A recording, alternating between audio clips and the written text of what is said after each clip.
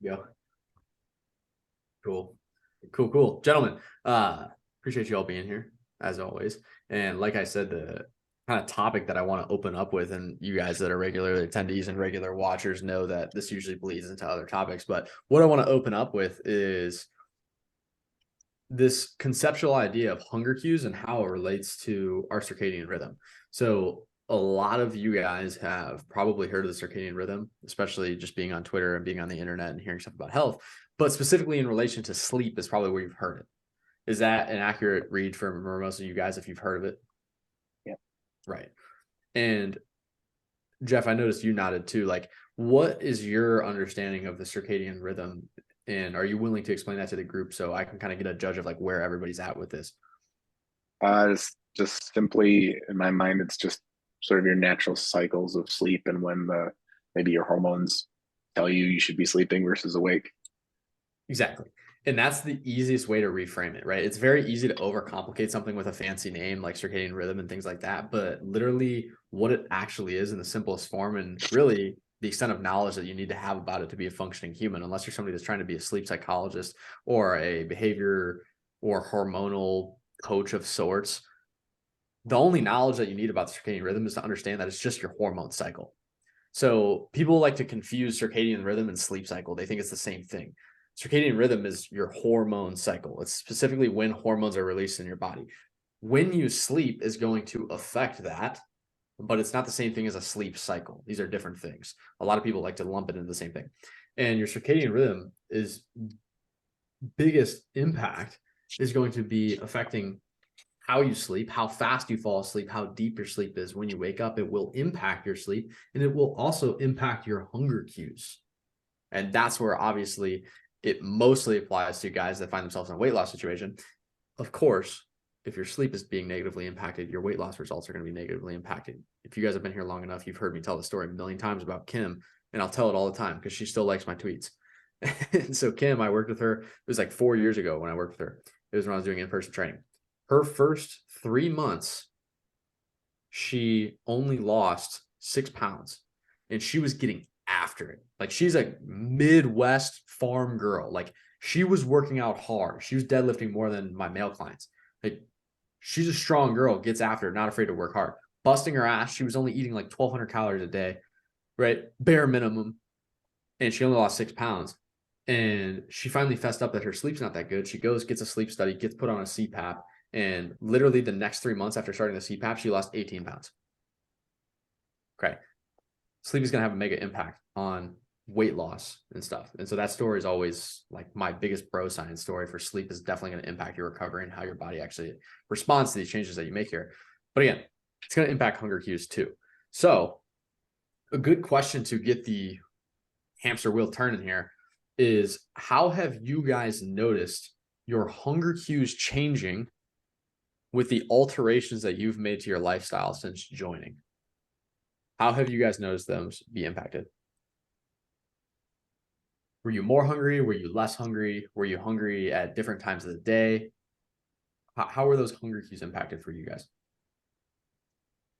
I've noticed a lot less hunger cues throughout the day, actually. Yeah, I think because I've added in a lot of different activities, because a lot of my hunger cues I think came out of like just boredom and stuff like that. Just trying to like, fill time or whatever it may be. But so I think kind of getting rid of those as well as adding in so much that yeah, definitely don't get those hunger cues as much. I almost have to kind of force myself into meals sometimes. Man, and you brought up two things, right?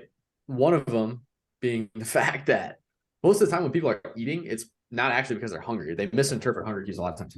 An easy one to misinterpret is thirst. And there's people that will try to tell you that this has been debunked, and you can absolutely find research that debunks my theory of you're going to mistake hunger cues, or excuse me, you're going to mistake thirst cues as hunger cues. There's research that will debunk that theory of mine. However, every time I've told a client that's struggling with hunger cues to drink more water, usually his hunger cues go away. So the research can say that, that's fine, but it's never failed that if I tell a guy, hey, drink more water, it definitely helps with the hunger cues. It absolutely does. Because a lot of times you're either thirsty or you're bored, and you're also doing more activities, Drew. So your body is in motion more, you're doing more things, you're not sitting around sedentary, so you're not going to have time to be hungry. And because you're moving, your body's going to be releasing hormones at different times because you're doing different activities. That's having an impact on it as well. So there's like 3 things going on for you, Drew, as well as the elephant in the room. That's going to be the biggest thing is protein intake. That's going to be the biggest thing that all of you guys have probably noticed as well. And Drew, with this, are you eating like actually, well, you're definitely eating less calories now than before you joined the program. But are your hunger cues less now compared to before when you were actually eating more calories? Is that accurate? Oh, 100%. Yeah. Right. And so you guys can see how all of these different factors that Drew has going on are impacting him. It's a plethora of different things. He's more active. So he has literally different hormones running through because his body has to recover from those different activities he's doing. He's literally not sitting down as often, so he doesn't have time to be bored. He's drinking more water, I'm sure, so doesn't have to worry about thirst. He's eating more protein too, and even though he's eating way less calories, he's less hungry. It was all being impacted by the circadian rhythm. How about you other guys?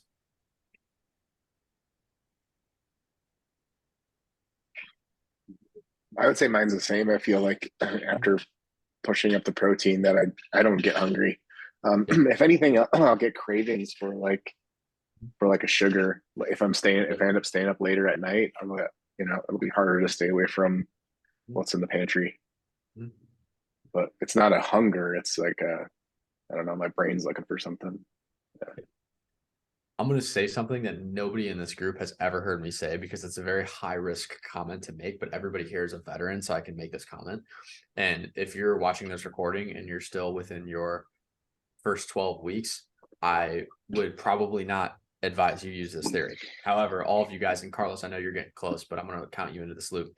If you're beyond your initial 12 weeks and you're moving towards like the automatic abs style protocol where it's eating intuitively, when it comes to cravings, again, this is gonna sound wild, but I mean it. Let's say it's a Friday night and you get a craving for ice cream. I would rather you go and act on that craving in a moderation style capacity, right? So just have a little bit of ice cream. You don't need to eat the whole tub, but I'd rather you just go and have some ice cream while you're craving it than push it until Saturday. Because if you still have the craving on Saturday and you now held it down for a longer period of time, you're going to be more likely to want to have more ice cream because you waited longer.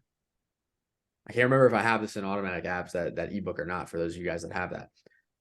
I think so, because I've definitely heard it before somewhere from one of you guys. I was gonna say, because I've never said it on a group call, I don't think, but it might be in there. And again, the reason behind this is because people are far more likely when they push down cravings to overindulge the longer they wait. So it's the same reason where when people enter a restrictive diet, and let's say I told Jeff, bro, you cannot eat ice cream at all for these 12 weeks. And if you're a guy that really likes ice cream, as soon as the 12 weeks are over, you're going to eat a shitload of ice cream, bro. You're going to be going to Dairy Queen like a multiple days a week to make up for all that time where you didn't have it. So it's applying this theory here of if you have that craving, hey, it's okay if you go and have a little bit. I'm not telling you to smash the whole tub, but just have a few scoops of it. Just get it out of your system. That way you don't push it down and it doesn't turn into something more than it has to be. And you end up eating 1,000 calories when you could have just had 300 and got rid of the craving.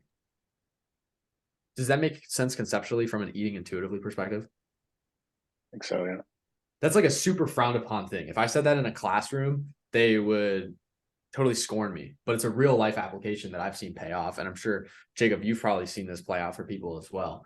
Yeah, I was just gonna gonna comment the whole point of like, I mean, if DK at its like simplest form, I feel like is intuitive eating, right? Living an 80-20 or sometimes 90-10 lifestyle, right? And the whole point of living like that, the 80-20 or 90-10, is that when you do have a craving, you can eat it and it's not going to derail all your progress, right? It's when you give in to cravings every single day or you suppress your cravings and go on a freaking bender on the weekend, that's what really throws off your progress, right? And so if you're truly living that 80-20, 90-10 lifestyle, then go have the ice cream, man. Like, go drink the beer, go get the pizza, right? Like, one meal is not going to destroy your whole week, right? But then you just get back on track the next day. So, but I totally agree with Joey. Like, I mean, I saw it myself in my own life. I wrestled for a long time and I'd be cutting weight, and like it was such a like I'm surprised I don't have an eating disorder. I would like lose 10 pounds like Monday through Thursday and then go wrestle all weekend, and then Sunday I'd gain like 15 pounds back. And it's like, so I lived it at like the most extreme form. It was horrible. And if I had a Joey or a Gabe at that time, they would have helped me get through that and not like have to punish myself Monday through Thursday. But it's real, right? When you deprive yourself, and now, like I said, mine was more extreme, but when you deprive yourself, you just go way too hard later on, right? You're better off indulging in a small craving and then getting back on track right away. The stuff with wrestlers is very, very real, because my dad wrestled for a decade. And that was the biggest thing for him when he was going through his weight loss stuff, is because he was stuck in such a cycle of binge restrict, that he literally couldn't break those tendencies, because during his adolescent years, he was worrying about cutting weight for wrestling meets. So that's a real thing where you're saying, I'm surprised I don't have an eating disorder. I'm surprised a lot of wrestlers don't have an eating disorder. And a lot of them actually do, and they just don't know it. And Jeff, speaking specifically to this and having sugar cravings, something else I see is when people find themselves having sugar cravings, a lot of times what that means is, before I get into it, when you're a guy that's at your point in time where you've already laid some fundamentals of health going through a program like this, and you can trust your intuition, it probably just means you need a little bit more carbohydrates in your diet, like generally. Typically, that's what that means. So if anybody saw the YouTube video I put out, it was based on one of the topics that we covered a few weeks ago, but it was that idea of you have to become the person that's capable of actually listening to your intuition. So until you've actually laid down the groundwork of healthy fundamentals, then yeah, you can't trust that intuition. But when you're a guy like Jeff that's been through a program and is consistently working out, is consistently moving, is consistently educating himself on health, is drinking good, is sleeping good, is putting his best foot forward as much as he can. Like, Jeff, if you're getting sugar cravings, it's safe to say that you probably just need to bump your carbohydrate intake a little bit throughout the day to day. And it might literally only be like 25 to 50 grams of carbs a day. Like, it might be that minor of a bump that takes away those sugar cravings for you, because it's the same reason when people crave salt, it usually means you just need sodium. Like, your body is saying, hey man, I'm about to cramp. Hey man, I don't have electrolytes. Just like when you're thirsty, you feel thirsty because your body needs water. It needs to be hydrated. So a lot of these intuitions that you get, like sugar craving, it's just your body's natural response saying, I need glucose, is what it means. Yeah, I have the sodium cravings a lot. Should I just start putting like the sea salt in my water when I drink it? That's a good option. I don't do salt water. Matt, my roommate, you met him in Nashville time. He does salt water all the time.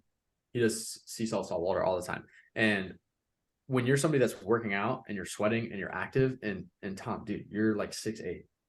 You're a big guy. Your sodium recommendation is baseline, not even considering activities, is probably already double the normal. And the normal is around 2,500 milligrams, I believe. It's like 23. So for you, and that reduces my sodium level too. So I need to take even more.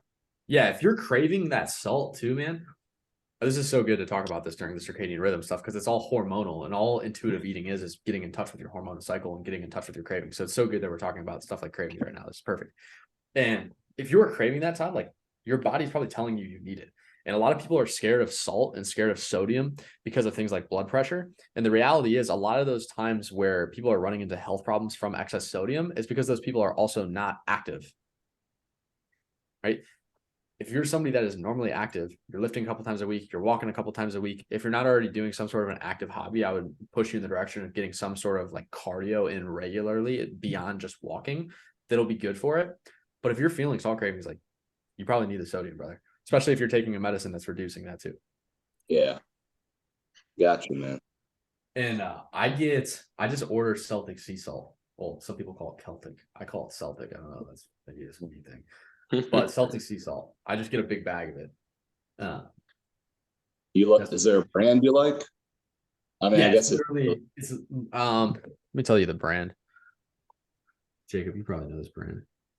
It's that big blue bag, Jacob. I actually tweeted a picture of it. Yeah, I think I know what you're talking about. I like Podium Nutrition. They have a good salt electrolyte. I'm a big fan of sea salt. Like, the key thing I would mention too is, like, if you're not drinking enough water, sea salt doesn't really do a whole lot, right? You got to make sure you're properly hydrated. But if you're drinking, more than enough, like a gallon a day, Salt can do a lot of good for you if you're feeling, thirsty. So that's what I use for my pre-workout, because I sweat like a pig when I work out. And so Right. yeah, I always like take a scoop of electrolyte salt mix. So Podium Nutritions is pretty good.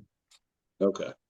They're a good one, and Redmond Real Yeah. Salt is a good one as well. They're a mineral salt, so they have all the different minerals stacked in there. That way, you're not out of equilibrium with your main minerals and your electrolytes. So Redmond is honestly probably the one that I would push people in the direction of. I'm using Celtic right now though, but the way I balance that out is just with seafood. So I make sure I'm getting iodine. Said you balance it out with what? If you're gonna do Celtic sea salt, just regular Celtic sea salt, I just recommend that you make sure you get like at least 4 ounces of seafood a week. And genuinely, it doesn't have to be that much seafood to get enough iodine for what you need. Like 4 to 8 ounces a week, you're gonna be getting enough iodine. Gotcha. Seafood's a really simple one. I have a lot more than that. I have a lot more. I probably have like a pound at least of seafood a week. But 4 to 8 ounces is gonna be enough. And here's the thing with all that mineral stuff, for those of you guys that were on the call with Cooking with Chris, if you go over on your mineral intake, worst case scenario, you just pee it out. Like worst case scenario, oh well, I peed out a little bit of minerals. It's not going to be something that plagues you. It's very hard to get to a point with your mineral intake that it's actually putting you in an endangered state. Like you're probably not going to get there. Be hard to do. There'd have to be a lot of things that line up. So yeah, worst case scenario, if you go over, you're peeing it out. It's the same thing that I tell people with multivitamins too. If you guys have heard me say this, is I know a lot of people take multivitamins because it makes them feel like they're covering their bases, and that's good. It's good to feel that security and be like, man, I know my bases are covered with my minerals because I have my multivitamins. But if you're eating a majorly real food diet and you're adequately hydrated and you're sleeping good and you're getting in the sun, you probably don't need multivitamins. Like I don't take multivitamins. I take specific supplements that I know it's hard to get from food, like a magnesium. Right. But if you do take that multivitamin, just be aware if you're spending $20 a month on a multivitamin, you're already eating 80% whole food, sleeping good, getting sunlight and hydrated. You're probably peeing out 15 of that $20 a month. But if you want that mental clarity and that security, that's fine. Go for it. I'm not going to tell you not to. I don't think it's a bad idea at all. You just need to know that. Like you're probably overdoing it. When it comes to cravings in general, again, Yeah. I'm in a position where I have a method that might not be ideal, but it seems to be working out so far. Because like it was about a month or 2 or 3 ago, and I got this craving for Snickers, and I bought like a 5-pack of them, and I had like a plan of like, okay, I'm gonna eat 2, and then I'm gonna leave the other 3 for some other time. But that's when it became abundantly clear to me that if I have something like that, then I know that I'm gonna want more. And if it's in the house, then there's just like no stopping me. So of course I ate all 5, and I learned from that. And I was like okay with the guilt after. I was like, man, that kind of sucked, but I knew how to just not get stuck on that. But ever since then, basically when I have a craving or feel like a snack and I'm looking for one, I'm basically just like mentally prepping myself for well, either I'm just going into it knowing that I'm gonna have the whole serving of whatever I'm buying, so I try to buy smaller servings, or like knowing that there's a very real possibility. And what often happens is when I'm in a store and looking for something, before I buy it, I'll like look at the calories, and usually like if you add it up for the whole like bag or whatever, it's gonna be like some crazy amount. So I've had several times where I went through a store and I was just like, nope, everything's too high calorie, or the ones that aren't, I don't feel like. So I ended up eating nothing despite the craving. So in that sense, it kind of balances out because sometimes I go over and other times I manage to ignore the craving entirely because I know it's just going to be too many calories because I'm going to eat the whole thing because I don't really I kind of lack the skill at the moment to just eat half of something and leave the other half. Because once you start eating it, it's very hard to stop, I find. I find that as well. And if you lack the skill of not being able to just eat half and put the rest away, then just only buy a serving size that is half, which it sounds like you understand that concept. And I'll use myself as an example because I'm not excluded from this rule. I love ice cream. Like, dude, huge ice cream guy. Okay. So For me, the boundary I set for myself is I just don't buy it when I go to the grocery store. If I have an ice cream craving, I don't have it sitting in my freezer. I literally have to get my ass off the couch, drive to Sprouts, go grab my Van Leeuwens, come back, eat it. So that's my boundary for myself, is just not keeping it at home. Because if I want to go do it, it's okay. If I get the craving and it's a Friday night and I want, some ice cream, I mean, I'll go get the ice cream, but I made it harder on myself and I don't keep it here. So it's not readily available. And that way, when I go buy it, come back, when I'm done with it, it's gone. So that's a way to position it as well for yourself. And I only buy the little like pint thing. I never buy like a gallon of ice cream because I'm not going to finish the gallon of ice cream, one. And two, the pint, once it's gone, it's gone. And it still is objectively a small serving. Like it still is compared to that of a gallon. So buy the smaller portion. Don't keep it in the house. That way you have a barrier set up for it. And that way you literally can't eat more unless you want to get up and go and drive again. Is that helpful, Martin? I lost connection for a little bit, but I'm pretty sure you summarized it at the end there. Yeah, it sucks because I often just like, they kind of package these things in a way that either assumes that you're going to be eating it with multiple people at once, or that you're going to be able to just leave half for the other for another day. I can find very few products, at least of like the unhealthier ones, like ice cream or chips or whatever, that come in servings that would be like acceptable for an evening without going pretty crazy on it. Mm-hmm. And the reason being, tinfoil hat moment. I always like to call those out now. It's just a thing. Tinfoil hat moment. Reason being is because you have to think about this from a lens of business, right? As a business, there is two ways to make more money. You either charge more money for your thing. Oh, excuse me, there's three. Charge more money for your thing. Resell the people again, right? Or sell more people. So if you look at it through that lens of, for example, I'm going to go buy a Snickers bar. Snickers is going to make more money by you eating the Snickers bar and being like, I want more of that. So then you go and buy it again. Because once you buy it once, you're a customer, and then they want you to go and buy it again. So if you think about it through that lens, when they're actually designing the recipes and the packaging and the formulas, all they are thinking about is how can I maximize the amount of times Martine's buys a Snickers bar. So when I say tinfoil hat moment, I say like, is it unreasonable to think that when they formulate the recipe for that, they're going to put ingredients in it that can be highly addictive and not satiating at all? Like sugar, highly addicting. Seed oils, they aren't as filling as seed oils, so therefore you will eat more of it. It's the same reason you can eat an entire bag of Doritos and not feel full, even though it's 1,000+ calories. It's because of the oils they have in there aren't as satiating as an olive oil or a butter or an actual whole food-based fat. It's the same thing with the Snickers bar, right? Because to make more money, it's business, they need you to just keep buying the stuff. So it's likely to conclude that they're going to put stuff in there that wants you to keep coming back, and they're going to package it in a way that makes you want to do that as well. So that's not an outlandish claim, Martin. It's pretty spot on, in my opinion.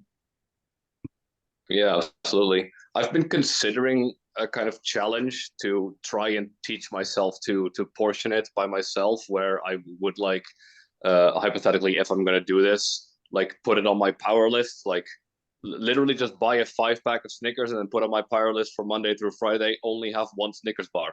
And I feel like by doing that, I can look at it in a way of like, I get to win by eating one Snickers a day, and it's just going to be like a hell yeah thing. But it's also going to program myself of like, yeah, only the one, not the others. And if I get used to that, it could get me to a point where I become much better at controlling those cravings of like, I have it in the house, sure, but I can stay off of it. And man, if you want to think about this too, it's always helpful for people to break out 80-20 and literally look at the numbers, because 80-20 gives you a lot more leeway than you think. It's a lot of leeway when you actually lay it out. So let's use this for an example. Let's say you wanted to do this where you have one Snickers bar a day, Monday through Friday. What if you did that once every month? You had your Snickers week. So let's say the third week of every month is Martine's Snickers week. That week, he's going to have a Snickers bar Monday through Friday, one each day, Monday through Friday. If you think about that, it's 1 week out of the month. That's just 1 divided by 4. That's 75%. It's like roughly 80-20. And if you had the few little days into the end of the month, and then you're not counting weekends either, you're over 80-20. So if you did that once a month, you're following 80-20. Like 80% of the time, you ain't eating Snickers. 20% of the time you are. And it's only 1 a day, which my presumption is if it's 1 a day, you're not eating like the king size long one that's like 800 calories. It's probably one of the smaller ones too. So Yeah. when you put it on paper, 80-20 becomes an eye opener because when you actually look at the numbers, it's a lot of leeway. Like, did you think you'd come onto this call and have me saying, Martine, you can totally have 1 week a month where you just eat Snickers every day? Nope. Right. But when you put it on paper, it makes sense mathematically, doesn't it? If Yeah, you for sure. look at it like that, right? Now, to go back to being health nut here, I'm not going to advise it. But if you wanted to, you could. It's not going to be optimal, but it is going to fall within 80-20, and you could do it if you want to. Of course, I'm going to take the lens of being your coach in this situation or one of your coaches in this situation and say like, hey, it's definitely not going to be optimal, right? Optimal would be 100-0. But we're not going for optimal overall. We're always going for optimal for you. So if for you, that's optimal, and it keeps your cravings and everything in a place where this is a sustainable change for you and you're not miserable because you have a Snickers week every month, run it.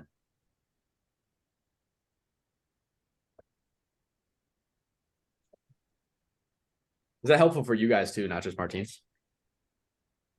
Yes, definitely. Yeah. And Can I make a point, Joey? I was just gonna say yeah, something. go ahead, dude. I was just Absolutely. gonna say like something that I thought of, it just shows like how important it is to like be in control of like your diet and make sure you're planning things out in ahead, right? Like people I've worked with in the past, I've had plenty of clients in the past who like they love drinking, right? And they love like fast food and such. And they're usually Monday through Friday, they crush it. And then, Saturday, Sunday, they go off the wheels, right? And they're just wondering why they're not losing weight. And so like I always tell them, it's like, dude, you can still have these things. We just need to make a plan, right? Like you need to commit. I'm gonna have 2 beers. I'm not gonna have 10, right? I'm gonna go to these restaurants. I'm not just gonna play it, what's it called? Fly by the seat of my pants on Saturday and have no plan, right? Mm-hmm. If you plan things out and you like map it out and know ahead of time what you're gonna order and like what sweets or cravings you're gonna give into, it's totally reasonable to have those things, right? It's when you don't have a plan and you're like, I'm just gonna go eat out once this weekend. You end up eating out like 3 times, or I'm just gonna have a couple drinks. You end up having like 5, 6, 7, 8, right? And so it just highlights the importance of like planning ahead and actually like being in control of your health and lifestyle, not letting your life run you, but you like running your actual life. So Completely. Yeah, it's a great point, dude. It's a great point. And if you just do the math, if 5 days of the week you're on your game and 2 days you're off, you're only on your game 70% of the time. Yep. So there's that. And the other aspect of that, there's like 2 avenues of 80-20. There's 80-20 from a perspective of quality of food, and there's 80-20 from a perspective of quantity of food. So if you even looked at it through the lens of like, hey, Monday through Friday, I had my 1,800 calories, I'm good. But Saturday and Sunday, you ate like shit and had 4,000 calories each day. Now you just double-edged sword, you fuck both of it. The quality and the quantity, it's gone.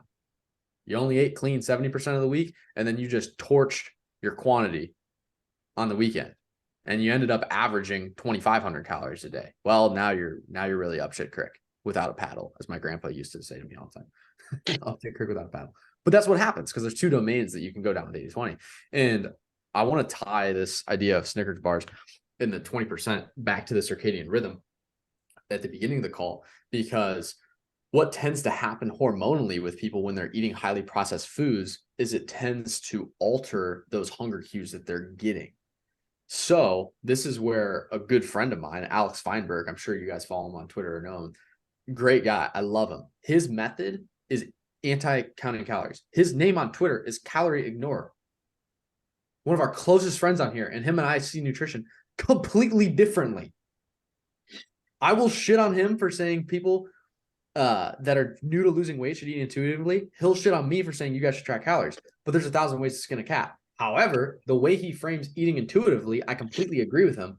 I just think you should learn to track calories first and get an idea of what you're eating and then switch to his model. His model is great. I just think there's a step before it that he misses. And that's okay. It works for him. It works for his people. Our method is working for you guys, and it's worked for the people we work with. But what he talks about is this idea of how he's usually just focusing on quality of food because the quality of calories that come in can impact how many calories go out. So this is a deeper intuitive eating mindset thing of if you're mostly consuming highly processed and refined sugars and oils, it will impact how many calories come out because it's going to impact your metabolism. It will slow down your metabolism because it is literally giving you damaging chemicals. That is why 80-20 from the frame of quality matters just as much as quantity. So he is right. When there was the diet soda war that went on Twitter for a while there between us and Micro Optimist of Twitter, an argument that Alex made to me was, well, if somebody goes and has diet soda where it has 0 calories, but they're drinking a ton of aspartame is going to make you have sugar cravings, and then you'll eventually end up eating sugar, which is totally a reasonable thing that you can say. It's totally reasonable for him to say that, right? Because it's impacting these cues. That's why the longer you're in this game and the longer you're doing nutrition, the more you should aim to get clean and clean and clean. I'll still die on the hill of learn quantity first, because that's the big part of the battle. But the longer you're focusing on your health, you need to lean in the direction of learning quality too, because it will impact things like your circadian rhythm, your hunger cues, and your cravings. Because the foods that we're eating today are not designed to nourish you. They are designed to addict you and put money into the big food machine. And that's another tinfoil hat hill that I'll die on too.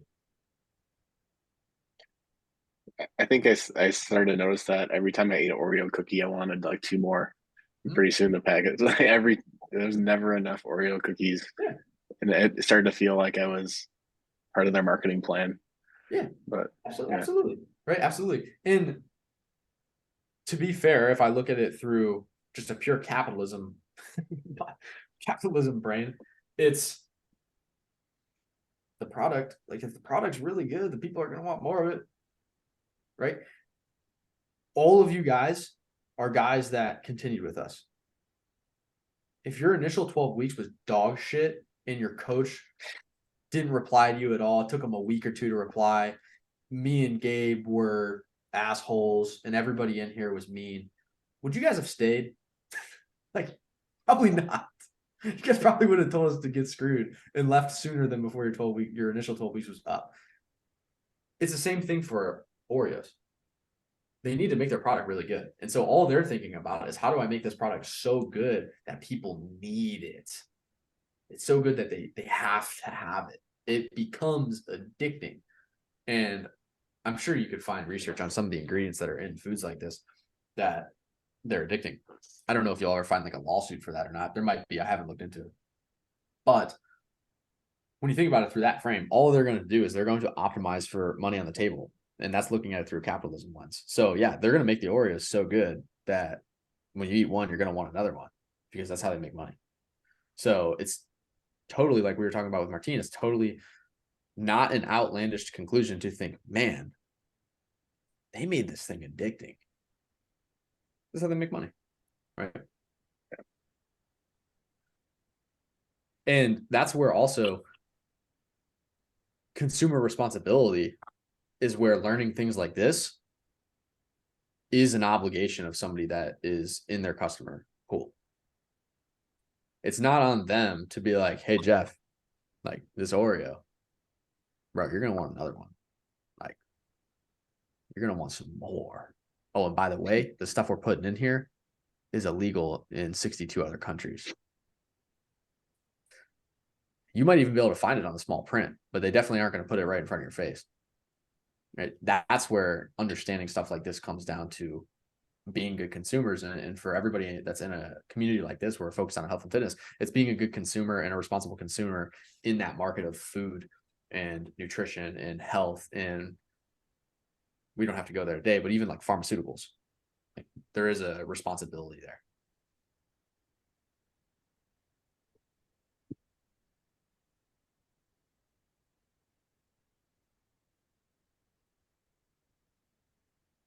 Something that I also want to chat about with you guys, I'm just pulling up my list, is with this circadian rhythm, is talking about the idea of how you can actually change this. Like you can alter this. How many of you guys have ever been in a phase of life where you've had an alarm set for the exact same time for like 3 to 6 months, and then that season of life changes, but you still keep waking up at that exact same time? Does anybody else experience that? Same thing for me right now. My Yep. eyes are open at 5, somewhere between 5:25 and 5:40. My eyes open because I was waking up at 5:30 literally every single day, even weekends, for months straight. Maybe I'd miss a day here and there, but it's rare. So like my eyes still just open at that time. That's just my circadian rhythm. That's when my hormones tell my body it's time to wake up.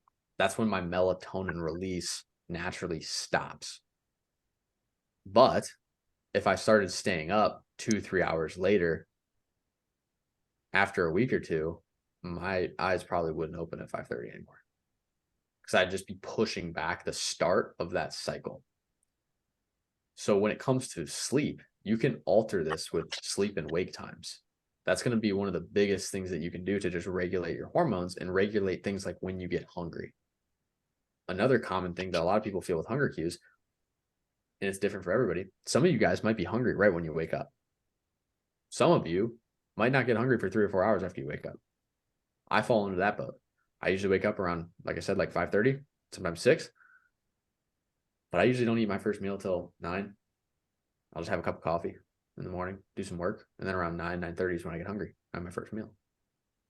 I know some people, though, as soon as they're up, like when we were on our camping trip with Austin, and those of you guys that came to Iron Sharpens Iron and got to meet Austin, dude, we were out of our tent, and literally Austin would get up, walk out of his tent, go use the restroom, come back, start making breakfast. I was like, damn, we're eating already? Like I wasn't hungry because it's just my circadian rhythm, but his was. He was like, yo, it's go time. It's breakfast. So everybody's different, and you can absolutely alter this. Sleep, easiest way to alter it. You change your sleep time, you change your wake time, and you do it progressively, and you'll change it. Eating is the same thing, though. If you start regularly getting food in your belly an hour after you wake up, eventually you're going to set yourself to that cadence. Your body's going to start to develop that hormone cycle because it's going to be used to breaking down food. So it's going to naturally prepare itself to eat food. So you're going to alter that circadian rhythm yourself. So you can do it with sleep, and you can do it with food and your hunger cues. You can literally change yours. Okay. And this can be beneficial for some of you guys where you find yourselves in work situations where it may be hard to stop and get a workout, or it may be hard to eat a good meal because of your work schedule.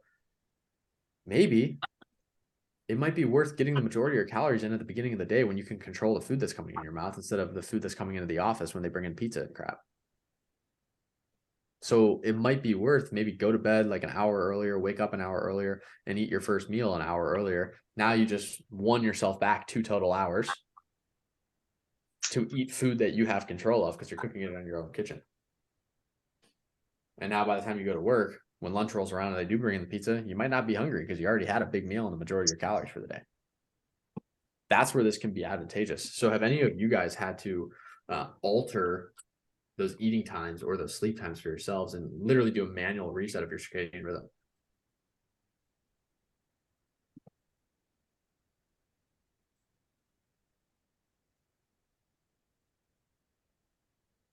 But I definitely do more of like a preload with protein and that type of thing. I try to get in a fair amount. I actually had a question kind of related to that, if that's okay. Yeah, totally. Yeah, so I'm obviously back in Chicago right now. It's my first night out here. We went to my aunt or godmother, whatever's house for dinner. And, she's a dietitian back in the 70s, I think. She got certification. So, when she was asking about what I was doing, and I'm like, I'm on like 200 grams proteins, like my goal, she almost like freaked out. 70s? Yeah. Exactly. And she's like, your kidneys and this and that. It's like, and I know you have talked about it before, but in regards to like kidney health and all of that, but I don't know if you can kind of just do a quick overview of that as well. Also kind of second point is, I was reading somewhere else this week in just some, health article or whatever, saying basically like at a time, your body can really only process like 35 to 40 Mhm. grams of protein per meal. So when I'm looking at like my breakfast, I'm typically in the range of like 60 just in the whole foods. And I typically also have some like non-flavored like protein in my coffee as well. So like total it gets up to like over 90 grams. Yep. So just kind of wanted your thoughts on that as well. Dude, this is like the best question like ever. This is an all-time great nutrition question because you're tackling two of the biggest things that have been overturned in recent decades where older texts like that, like she's coming from a place, and I want you to like give her grace too, because she's coming from a place of like, that's her base of knowledge. That's what she learned. And she is absolutely validated in having that concern, right? That's the first thing. So I always try to make sure I give people grace when they're coming from a place of like they learned it the old way. My nutrition professor in college said the same shit, same stuff. I knew like you can have more than 30 grams of protein in a meal, but she sat up there and I had to go and take a test and circle like, yeah, I can only have 30 grams of protein in a meal just to pass the test. But I knew it was outdated information. So that's the biggest thing. First, I'll address the kidney stuff. The kidney stuff, absolutely correct. You can damage your kidneys with excess protein. However, the extent to which you'd have to eat protein and the extent to which you'd have to be dehydrated to make it happen makes it very unreasonable for you to do so, because you'd also have to do it on a long enough time horizon. So it would not only require you to be eating probably almost double the protein you're eating right now, but also probably half the water you're intaking right now. Are you roughly around, where are you at water intake wise, Drew? Probably about 100 ounces, I'd say, a day. So I would definitely work it up. Like I think it's totally valid to like push you to try to match your ounces of water to your grams of protein. That if you're doing that, you're totally cool. Totally cool. But even at 100 ounces of water and 200 grams of protein, like you're still not in a range that I'm worried about in terms of protein intake and water intake. They have to be so far apart. Like you have to probably be eating, like I said, almost double the protein you're eating and probably like half the water you're eating. And then you have to do it for 6 to 12 months before it's a problem. So it's two things. It's like you would need a lot more protein and you would need a lot less water. They need to be very far apart, and you'd have to do it for an extended period of time. Short term, it's not going to, like, the human body is resilient. But if you did it for an extended period of time, it's probably not good. Yeah. But you're just so far off from the amount of protein you need, and you're so far off from the lack of water that you'd have to have for that to happen. Does that make sense? Yeah, it does. Yep. Because it's right. Like, I want to make sure that I'm clear on that. Everybody here and everybody watching the recording, like, they're right. When people say protein, it's going to hurt your kidneys, they're right. If you have a ton of it and you're very dehydrated and you do it for a long time. But conceptually and physiologically, they're correct, because your kidney has to process that. Right. So I would push you though, like I would push you to like continue to increase your water intake. And if you get it to the point where it's 200 ounces of water and 200 grams of protein, you are golden, man. You're golden. And even if you're a little below that, it's not the end of the world. I'm usually at like 150 ounces of water and 180 to 200 grams of protein. Like, okay. Yeah, that water is always something I got to push for. So yeah, it can always be more. Yeah, Jacob's dropping studies for me. I love having Jacob here, man, just like firing Google searches for me while I'm talking and just fact checking me. Now the other one was the 30 grams of protein is sitting, right? It was like, yeah, like your body, like 35 to 40 grams of protein per meal is what it can process. Yeah. I was taught the exact same thing. Same textbooks probably, right? And what this stemmed from and what the misconception is, as I understand it, again, you could probably find an article for 1,000 different reasons that they came up with this conclusion. The way I understand it is they came from this conclusion from a perspective of ideal muscle protein synthesis, not what your body can actually process in one sitting. So where this gets misconstrued is a lot of people say, like, you can only process 30 grams of protein in one sitting. And so they'll say, yeah, if you have 90 grams of protein in your breakfast, Drew, like 60 of that just gets wasted. That's not what happens. It doesn't just disappear into the void. Like, your body doesn't just evaporate the protein. It's gone. It's just not ideal for muscle protein synthesis. For muscle protein synthesis, it would be ideal to have 30 to 40 grams of protein per sitting every 2 to 3 hours. But Drew, are you going to have 30 to 40 grams of protein every 2 hours? Every day? No, that's not. No. No. Right. Would it be ideal for muscle protein synthesis? And for those of you guys that don't know what that is, that's just literally your body metabolizing protein and building muscle. That's the process. It's called muscle protein synthesis. So for optimal muscle growth, like, yeah, like 30 to 40 grams in a sitting, and you eat every 2 hours or every 2 to 3 hours. But just nobody's going to do that. Bodybuilders will do this shit. Me and Gabe trained at this place called TFX down in Orlando for a while. And it was a bodybuilding gym, very heavy bodybuilding, ton of professional bodybuilders there. They would just walk around with egg white cartons and they're just drinking egg whites because they were just getting their 20 to 30 in for that 2 to 3 hour window, because that was ideal for muscle growth. These dudes are freaking yoked, jacked, way more jacked than me, way more jacked than me, way more. I look like a pipsqueak next to these guys. But it's because they're doing everything for ideal, for optimal. Same thing like in that YouTube video and in that nutrition call that we had a few weeks ago, where it's like, you're not always going to be tailoring for what's optimal across the board in a lab setting. You're going to be tailoring for what's optimal for your lifestyle. So like, she is right. For ideal muscle protein synthesis, 30 to 40 grams in a sitting every 2 to 3 hours, that's going to get you the best muscle growth. And that's how you're going to digest it best and actually have the best muscle development as a result of it. But I don't expect you to eat like that. And every 3 hours, a timer goes off. And I've had friends that are bodybuilders, and every 3 hours, there's literally an alarm that goes off on their phone, and they have to go and they get their beef and rice meal prep, and they go and they eat every 3 hours, and they're on a clock like that. They'll eat 4 or 5 meals in a day, 40 grams, boom, boom, boom, boom, boom. Because that's ideal. So she was right about both things. She was right. Scientifically, that is correct information. It's just the application of it to a real world setting is outdated, and they haven't explained it in a textbook how it applies in real life. It's just pure numbers and data. It's not inaccurate from a data perspective. It's just inaccurate from a real life application perspective. Does that make sense? Totally. Yeah. Appreciate that. Yeah. And that's my understanding of it too. There might be another one. Jacob, have you heard of the other ones for that? Because I'm pretty sure that's where it comes from. It comes from muscle protein synthesis optimization, not I'm pretty sure it's muscle protein synthesis is where they get that from. Yeah, that's what I've heard too. And honestly, like it may, it's probably true, like scientifically, but I honestly don't care. Like, because if I eat high protein and if I'm eating more than the allotted amount and it helps me lose weight or hit my goals, I don't care. Right.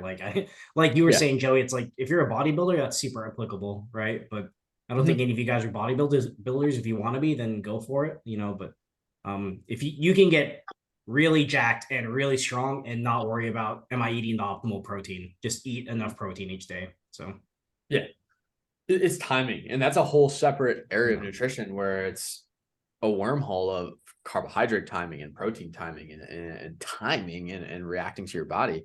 And again, it's always going to come back to goals and what you're after. And as far as I know, there's not anybody here on this call, correct, if I'm wrong, I apologize, but there's not anybody on this call, myself included and Jacob included, that wants to step on show and do a bodybuilding competition.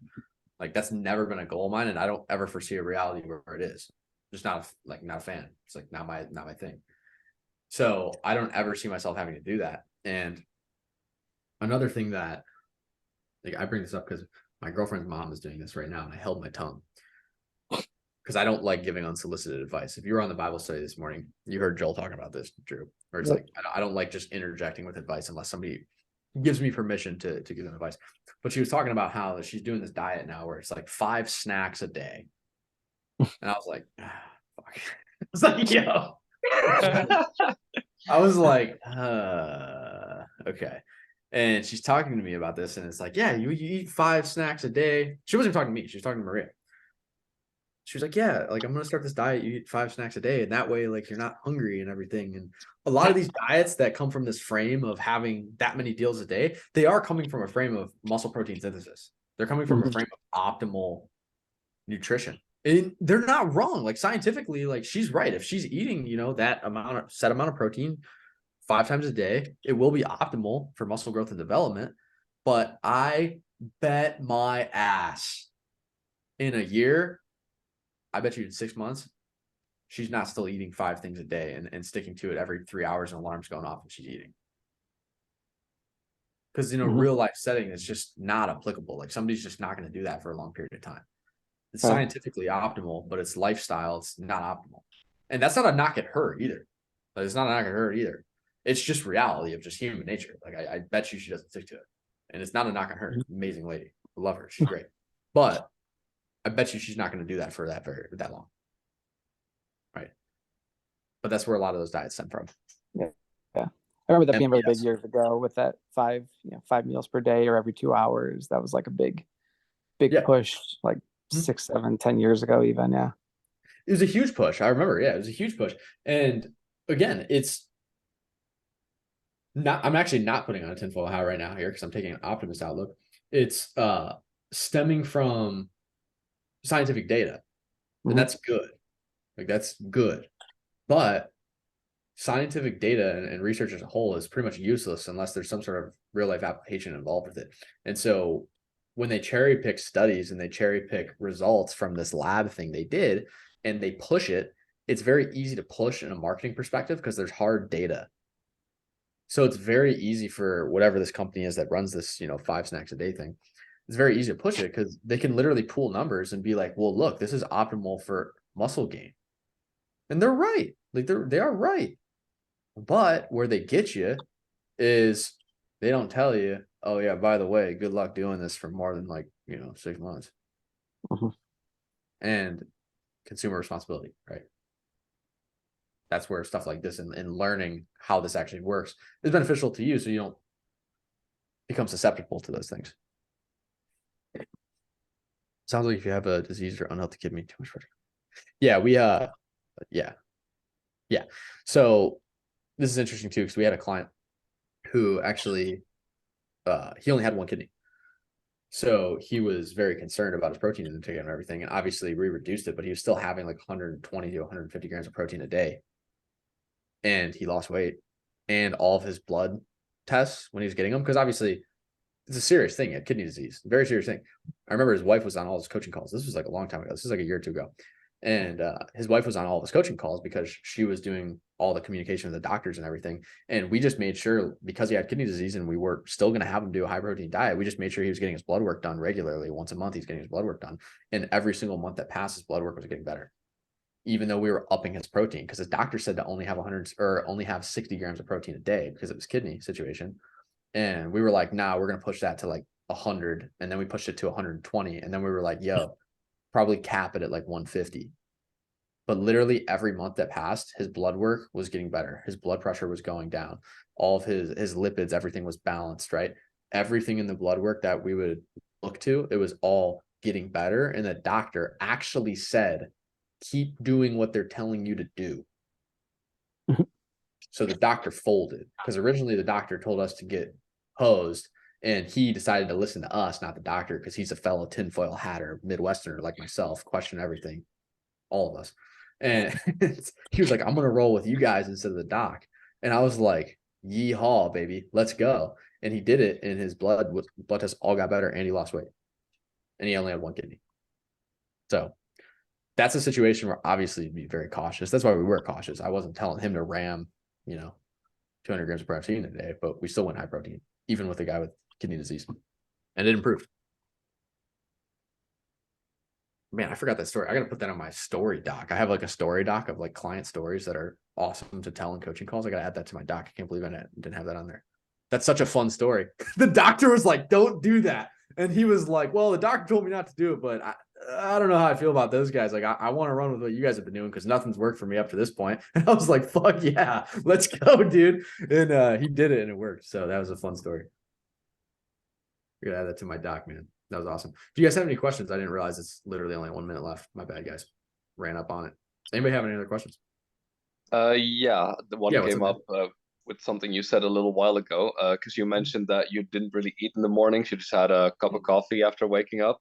I remember, I don't know if it was Gabe or someone else, but I've heard in recent times as well that having coffee too soon after waking up can kind of disrupt. I don't remember what it was. I don't know if it was the circadian rhythm or some kind of hormonal function or whatever. But can you talk a bit about the effect of drinking coffee soon after waking up, or what the reasons might be to wait? Totally. There's a few. And the biggest one, I actually got this from Chris as well. Dude, Chris McIlveen, Cooking with Chris. I love that guy. If you guys don't follow that guy on Twitter, follow him on Twitter. He's taught me so much stuff, like niche, deep micro optimization stuff. One of the biggest things that he does for clients with gut health is he tells them to make sure they're not drinking coffee on an empty stomach, because the acidity tends to disrupt your gut lining and the microbials in there, and it will typically give people problems. So a lot of times when people are, people talk about this in the health space, it's like, well, man, every time I drink coffee, I got to go take a crap. And I'm like, well, yeah, probably, because you probably woke up and just slugged coffee. So I make sure I have something in my stomach before I drink coffee. That way it doesn't disrupt any gut lining or bacteria. And that way I don't have to, run to the restroom as I'm drinking my coffee and in my morning work block. So that's one thing. And he says that's the number one thing he does for his gut health clients when he's trying to cure things like IBS, irritable bowel syndrome, is don't drink coffee on an empty stomach. Get something in. So I have kefir and a big glass of water before I have my coffee. The other thing with coffee that can happen, and this isn't a coffee thing, this is a caffeine thing, is caffeine is an appetite suppressant.